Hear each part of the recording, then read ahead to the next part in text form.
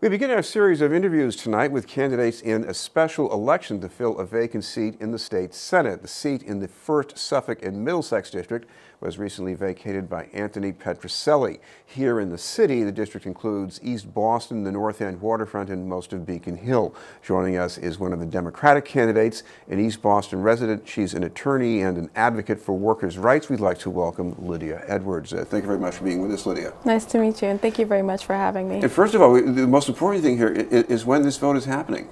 Well, my understanding just came out shortly ago that it'll be April 12th will be the primary, and I believe May 10th will be the election. Well, talk about your background, because you're unusual, if only because you're from what, the Upper Peninsula of Michigan? That's not that unusual. Yes, I am a Uper by association. I wasn't born there, but those are the folks who are from the Upper Peninsula of Michigan. And I got there because my mother was in the military, and there was a base, and we ended up settling there when my mother retired. It's a small town called Gwynn, home of the Model Towners, and it's a beautiful community. And that community came together for my sister and I when my mother had to work 2 jobs. And that community helped put us into college, and that community helped to assure that we were given not only scholarships, but actual financial support as well as a family. So that community has taught me a lot of lessons about how coming together and uniting is key to not only a healthy community, but also to a truly representative democracy. I want to talk about how you became what you are, because after college you went to BU Law School, you went into private practice, you seemed to could be going along that track, and then you went to another track. Yeah, that's a great question. So yeah, I think my goal was to always be an attorney. I always knew I wanted to be an attorney.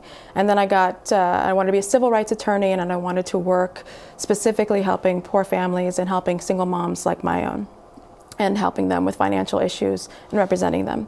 And then I graduated from law school with a lot of loans. And I had the wonderful opportunity to come to Boston and work at a firm here. And I was upon the traditional trajectory, and I was going to be at the firm and pay off my debt. And then the recession happened. And unfortunately, I, along with several hundred people, were let go. And it was a moment in time where I had to ask myself, well, what am I doing? Do I still want to be a lawyer? Was I even practicing the kind of law I wanted to do? So I began to volunteer at the Brazilian Immigrant Center. And I literally found myself, and figuratively found myself at the center. I learned Portuguese, and I began to really get involved in the immigrant struggle of working families. You were dealing with people who were maybe domestic workers who were being cheated out of their pay, right. Problems with trafficking. A lot of lawyers who look down on that as nickel and dime stuff. But for you, I guess it was different. Well, because I didn't know then, but I know now that I was being prepared and learning how to be a movement lawyer. So if you see in terms of financial issues, sure, you can look at trickle-down economics, or it's small stuff. My average case was maybe $1,500. But if you see it in the big bricolage of social justice, and when you look at how the respect of a domestic worker is directly connected to a woman's ability to go to work, it's the work that makes all work possible. When you are supporting that backbone of our economy, you're really supporting the entire economy.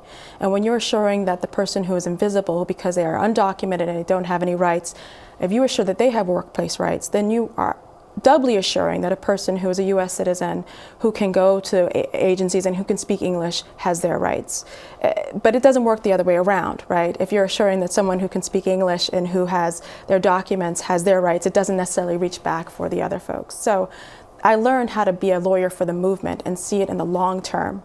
And that's how I got into movement building, specifically about changing the law with the Domestic Worker Bill of Rights. You worked on the legislation, so there's your State House experience.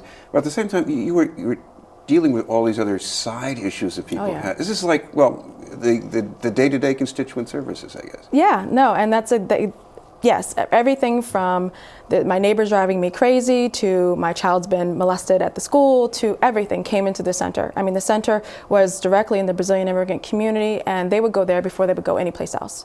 And so it was learning how to juggle not only the big picture, but with the very daily struggle and pressures that families have. I mean, and I still do that now as a public interest attorney. I am focused on trafficking and domestic workers, but my clients come with more than one issue.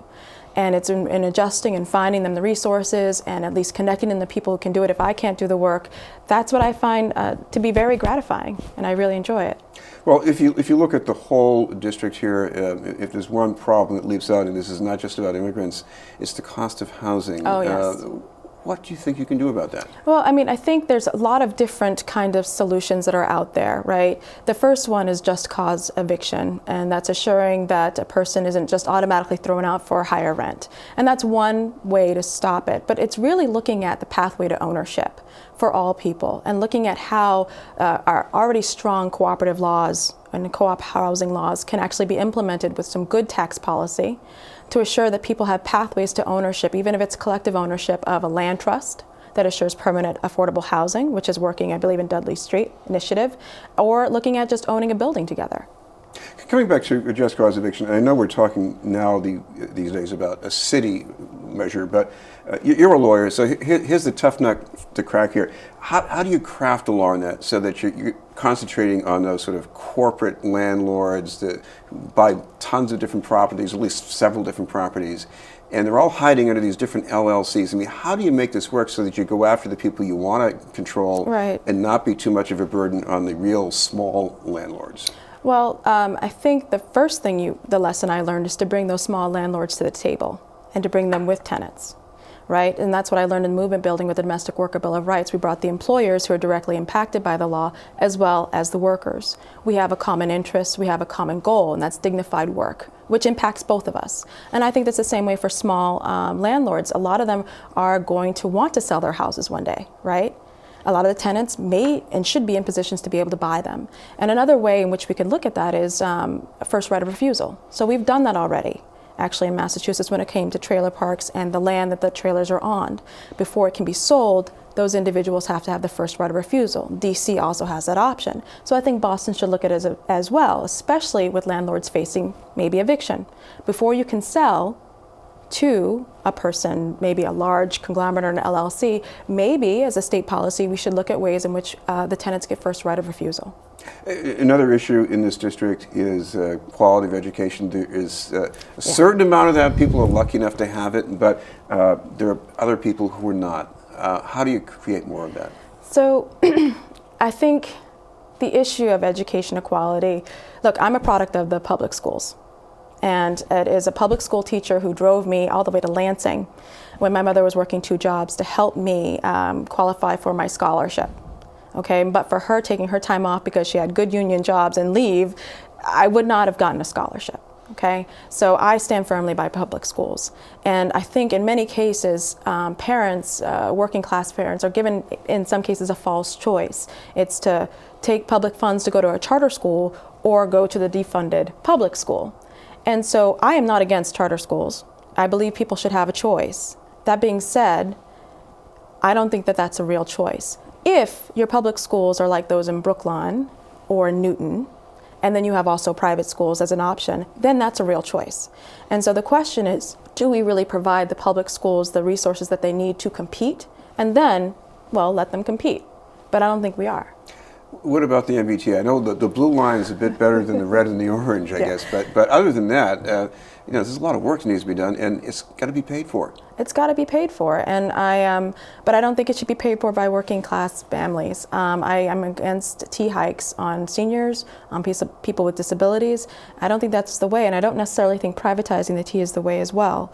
Public transportation should be accessible and affordable by the public. And so there are ways in which I'm still researching in which we can assure that we can afford that. But I don't want people's livelihoods and potential to be determined by the zip code that they live in, whether that's to a good school or access to public transportation. We should look at ways in which we can make it affordable and accessible. All right, well, thank you very much for being with us. Thank you very much. Candidate for State Senate in the 1st Suffolk and Middlesex District, Lydia Edwards, and the primary election will take place April 12th. Still to come, a new report on sentencing reform and how to cut back on repeat offenses.